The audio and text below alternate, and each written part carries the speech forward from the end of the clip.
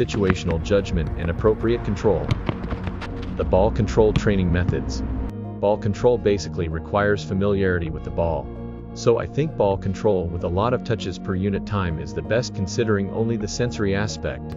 So basically, ball lifting training alone is the best training to improve ball control ability alone. However, ball lifting alone makes a difference from the actual game situation. The second method is to use wall hitting or rebounder alone. This method is meaningful in that you can receive the ball by yourself similar to the actual game without someone kicking the ball during training that you can do alone. If you initially trap a hand-thrown ball and get used to it, you can continue to practice control without dropping the ball. Here's how to train when you have a training partner. When the ball is not familiar, the important purpose is to increase the number of touches on the ball per unit time. So throwing it by hand, controlling it, and giving it back by hand is very helpful to increase the number of touches per unit time.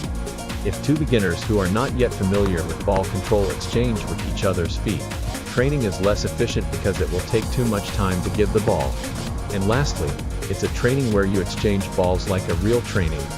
At first, it is recommended to give and receive short passes strongly, then gradually increase the distance and practice ball control with various body parts.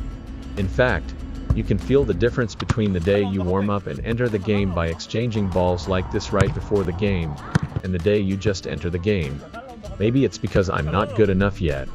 Today, we covered the principles of ball control, the types of ball control by situation, parts, and training methods in detail, but in the end, the most important thing is the sense.